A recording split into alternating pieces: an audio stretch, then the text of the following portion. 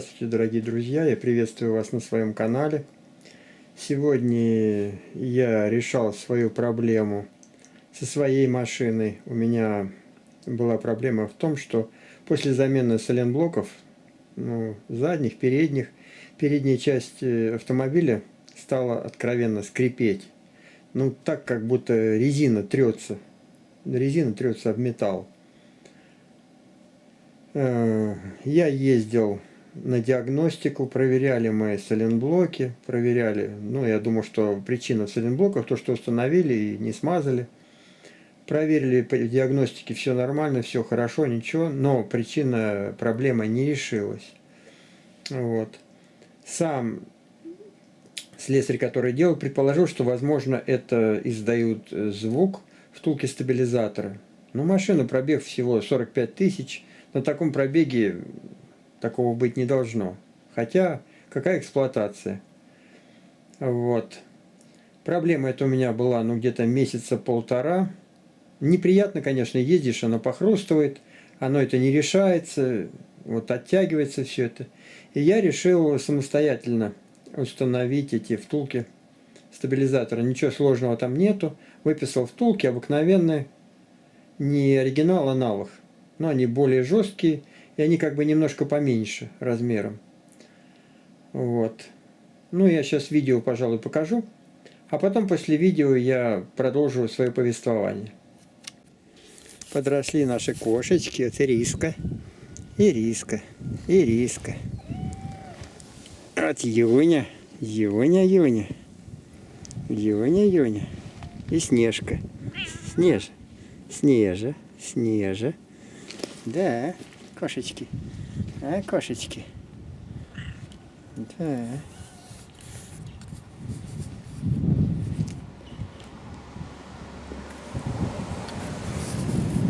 Вот это Моська, крестная мама ихняя. К сожалению, Шурку, мамку ихнюю машина сбила. Теперь они у нас сироты. Ухаживаем за ними, кормим. В домике живут. Я вас приветствую, дорогие друзья, на своем рабочем месте. Сегодня наш пациент, это моя машина. Она стоит. Поменяли мы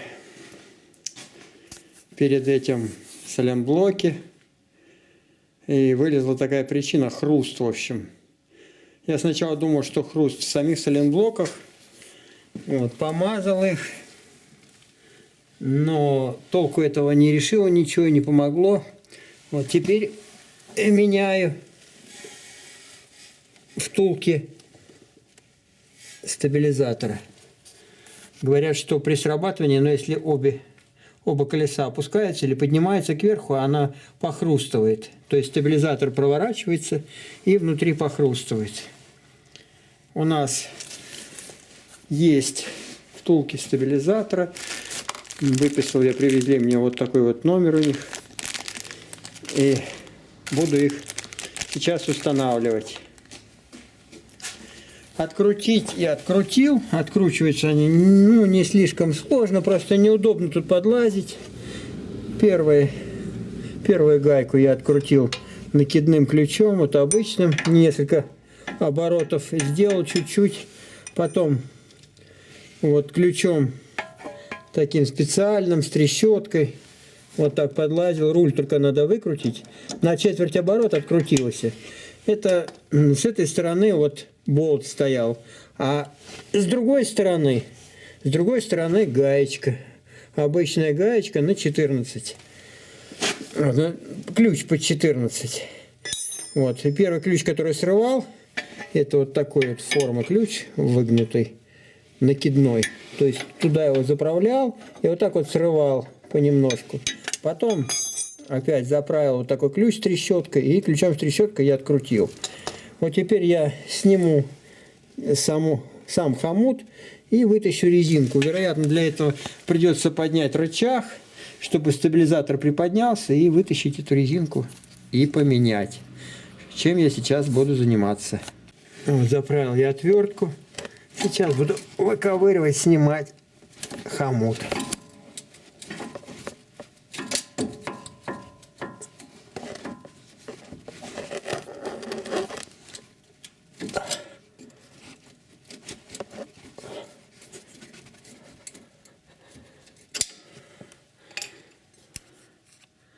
Неудобно с этой стороны. Надо попробовать с той стороны. Там она на шпильке сидит, чтобы со шпильки с этой сорвать. Очень туго хомут снимается с резинки. Поэтому я подложил отвертку вот с одной стороны под ту сторону. Вот. И здесь с этой стороны, если видно отсюда, показать как бы. Вот. Сам вот так вот хомут буду снимать. Вот я его поднимаю монтировкой. А он не снимается, упирается. В резинке хорошо посажены насухо.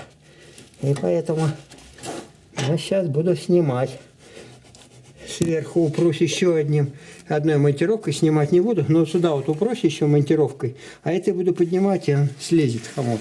Сейчас это сделаю. Хомут удалось снять, но он закусил его на шпильке, вот на передней. Не могу никак шпильку эту снять. Он наперекос стоит хомут. Теперь попробую снять резинку, разжать ее, вытащить, а потом снять хомут.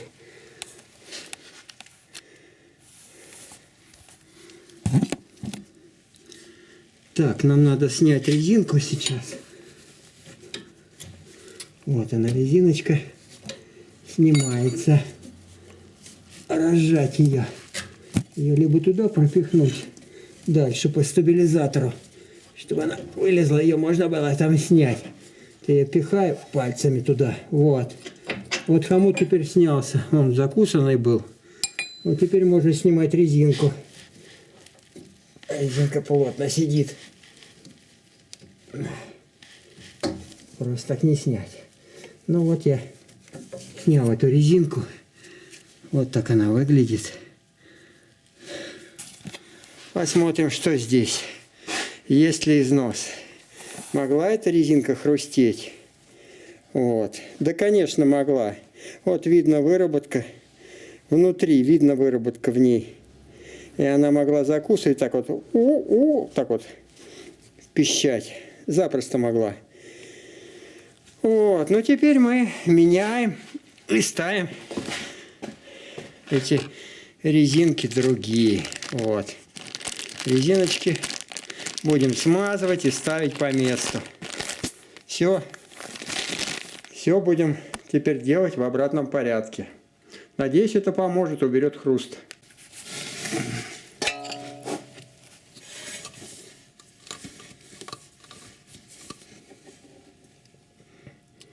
Вот, теперь надо смазать место. Вот это вот здесь вот, где стояла эта подушка, вот на стабилизаторе, вот это место надо помазать будет. И посмотреть, нет ли тут задиров, если какая-то выработка на валу, но скорее всего нету. Но надо почистить это здесь и хорошенько помазать.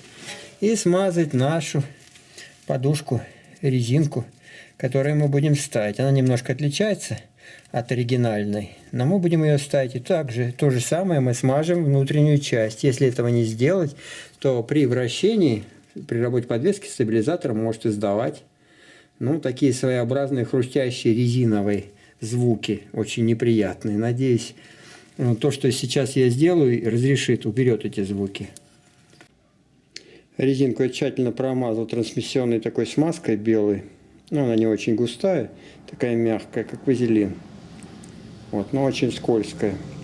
Теперь буду устанавливать эту резинку на вал стабилизатора. Вал стабилизатора я тоже сбрызнул этой трансмиссионной смазкой, чтобы было наименьшее сопротивление при вращении. Одел я резинку на вал. Теперь вот так вот она легко вращается здесь, без всякого сопротивления, без писка, без скрипа. Теперь сверху буду одевать хомут. Но для этого надо опустить домкрат, на котором приподнималась, чтобы сама подушка села на место. И стабилизатор опустился. Вот я ее опускаю. Так.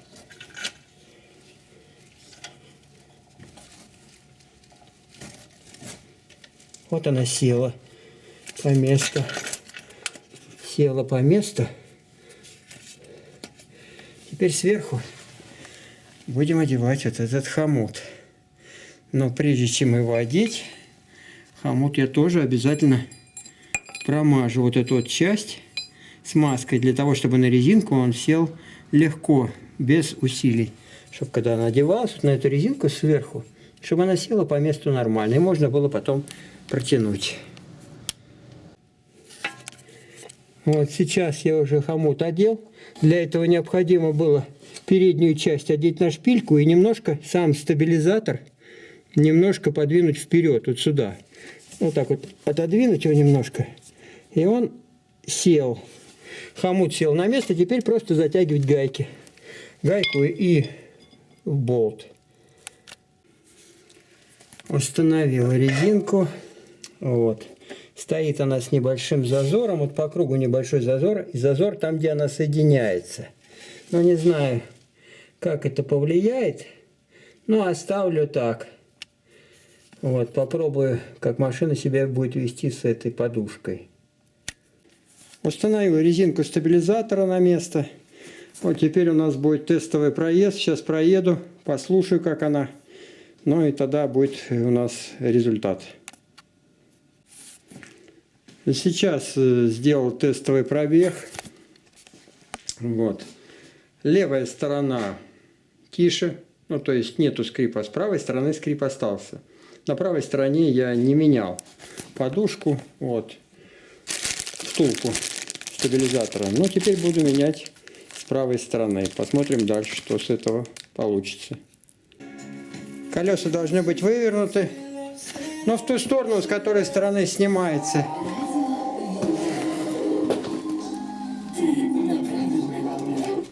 С которой стороны снимается втулка, колеса должны вывернуты в эту сторону, для того, чтобы вот эта гофра, вот она гофра, видно, чтобы она не мешала. И тут вот накидным ключом откручиваем гайку, ключ на 14. Но я уже ее отпустил. Тут вот немножко по четверть оборота, даже меньше четверти крутится. Ну, она сейчас легко крутится. Можно использовать ключ-трещотку здесь. Ну, или электрический ключ-трещотку, если есть. Вот такой я ключ буду использовать для открутки. Переключу на открутку. И, вернее, на закрутку я сделал на открутку в эту сторону. И пошел откручивать. Так, по-быстрому.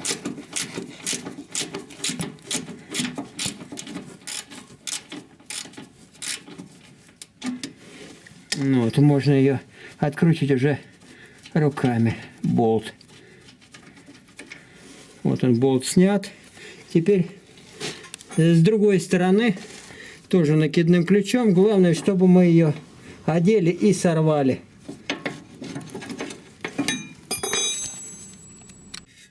С другой стороны я ключ-трещотку вставил с той стороны. Вот, немножко по-другому подход здесь. Ну и также этим ключом срываю сначала, а потом потихоньку отпускаю. Тут не видно, ну вот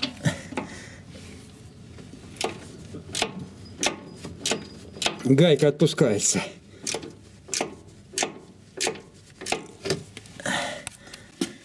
Ну, остается совсем немножко резьбы. И я эту гайку откручиваю уже руками. Тут можно подлезть. Вот она, гаечка эта снята. Теперь нам необходимо этот хомут стащить с резинки. Резинка порепанная немножко. Видно, что порепана и изношена. Вот это, возможно, она и хрустела. Возможно, как вариант. Ну, посмотрим. Видно, там зазорчик есть. Вот это она и похрустывала. Ну, теперь нужно нам поднять стойку. Поднять рычаг для того, чтобы вал стабилизатора поднялся и поднимется этот хомут. Мы его монтировкой также заправим и вытащим, снимем. Поменяем эту резинку на новую. Подняли мы домкратом рычаг. Вот, видим, что здесь отошла стойка, это стабилизатор поднялся, и подушка сама отошла, и хомут вместе с ней тоже поднялся. Теперь будем снимать хомут, ну, поддевая монтировкой под него. Наконец-таки после нескольких потуг был снят хомут. Вот, он имеет наклон, но спереди он имеет такой наклон.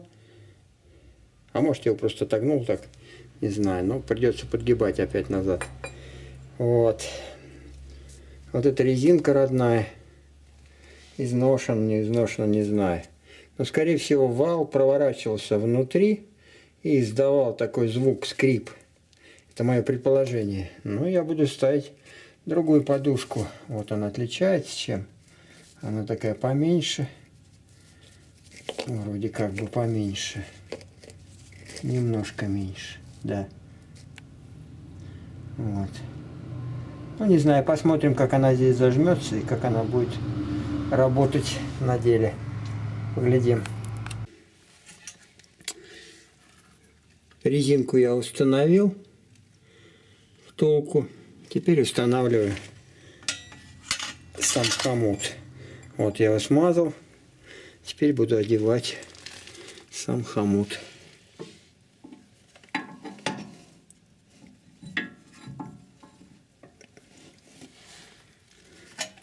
Я его сейчас нацелил, переднюю часть одену, а потом буду потихонечку поджимать. Хомут без особых проблем наделся, но теперь устанавливаем болт и гайку и затягиваем их. Следим так, чтобы втулка стояла, ну, ровно посередине, как она и должна стоять. Ну вот я приехал с тест-драйва, проверил, проехал по полицейским. Все, вопрос решен. Все было причина во втулках стабилизатора. Втулки стабилизатора, но немножко износились, и в них не было смазки. Вот. И вот внутри вот эта вот часть, она скрипела. Ну, просто когда оба колеса резко опускались или поднимались, она вот так вот проворачивалась внутри, так трык-трык издавала такой звук очень неприятный, который мне донимал последнее время, и некогда было с этим разобраться. Но сегодня я с этим разобрался. И всем советую тоже находить причины, если есть таковы.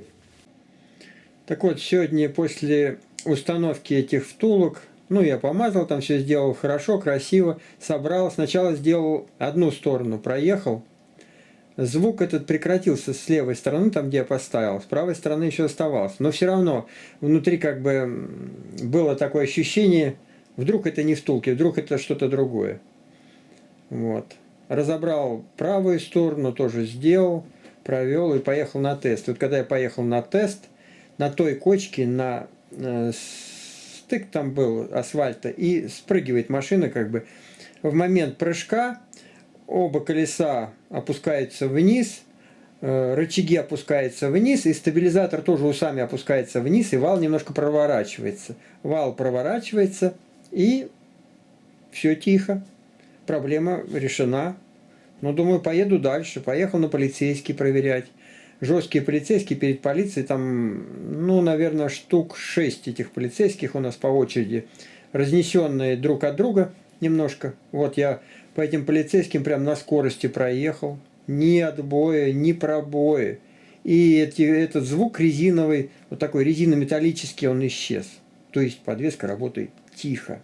Вот комплект сельский вариант установлен. Подвеска работает тихо.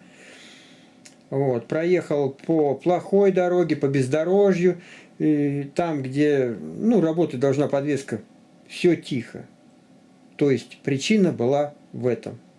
Я хочу сказать, ну, для многих людей, вот, не все бывает гладко с установкой комплекта, не все бывает гладко с подвеской. Это связано со многими факторами. Вот. Это не значит, что вот вы поставили комплект, и если возникло какое-то, что-то там возникло, то, чего не было. Машина, может, приподнялась, из-за этого поменялся угол. Возможно, изношены сайлентблоки. Возможно, стуки какие-то исходят из ходовой части, исходят из разбитых шаровых опор. Вот. Опорный подшипник нет, не опорный подшипник. Опорные подшипники, они ходят долго. Они, возможно, могут поскрипывать при повороте руля. Стойки стабилизатора, наконечники рулевых тяг, подшипники колес. Вот это вот все может влиять на уровень шума. Вот. Комплект, если он устанавливается на подвеску, которая исправна, ничего не требует, абсолютно ничего, даже не требует диагностики развала схождения. То есть все в норме. Комплект поставили и поехали. Вот. Многие вопросы задают, такое бывает, что обращаются люди, вот я поставил комплект, и вот так-то, так-то. Но вот эти системы все надо проверять. То есть, если какие-то есть неисправности, езжайте на диагностику и проверьте. Комплект – это пружины, это кронштейн, это стабилизатор. Они рассчитаны, они устанавливаются. Если поставить это все правильно, от этого ничего фактически не меняется. Вот. Что я хочу сказать по поводу долговечности работы комплекта. Многим людям я устанавливал комплекты еще много лет назад. Скажем так, с 2012 года эти комплекты устанавливаются. И есть ли у нас база данных по пройденному пробегу или чем-то в этом роде? Да, есть, люди пишут отзывы, я эти отзывы выставляю на своем сайте, вот, в отзывах. Пишу так, как пишут люди. Выставляю так, как есть. Вот. Некоторые люди, которые заказывали комплекты, вот, допустим, у меня Евгений Козырев заказывал комплект «Сельский вариант», и заказывал он его 7,5 лет назад. Вот, я вам даже могу показать переписку. Мы переписываемся с ним на драйве. Вот, и его мнение. Вот он пишет. Добрый день, Андрей. В мае 2014 года заказывал у вас комплект «Сельский вариант». На данный момент пробег машины составил около 180 тысяч километров. Прошло уже более 7 лет. Хочу обновить все пружины. Сколько сейчас стоит комплект СВ и доставка в Самару? Ну, то есть заказчик был из Самары. Вот. Я всегда навстречу иду таким людям, потому что они считаются как бы приоритетными. Вот. Если он заказывал, и этот человек написал, сколько он проехал, вот, я изготавливаю, выполняю эту просьбу, изготавливаю эти пружины по заказу, без очереди. В первую очередь изготавливаю им. То есть выбираю время, выбираю окно, в которое я могу это изготовить, делаю и отправляю. Получается. Вот сравнение со старым комплектом, новый комплект, который я прислал. Вот. Добрый день, поменял я ваши пружины СВ, на которых проехал 7,5 лет, около 180 тысяч, на новые пружины СВ, которые вы мне прислали. Старые задние пружины за этот срок просели примерно на 1 см, передние примерно на 2 см. Новые пружины по ощущениям более упругие. После замены машина поднялась на 2 см, но ходовые качества, как всегда, на высоте. Спасибо. Вот лучший пример того, что жизнь и сама практика использования комплекта, она доказывает то, что я был на правильном пути и сделал все правильно. И это работает.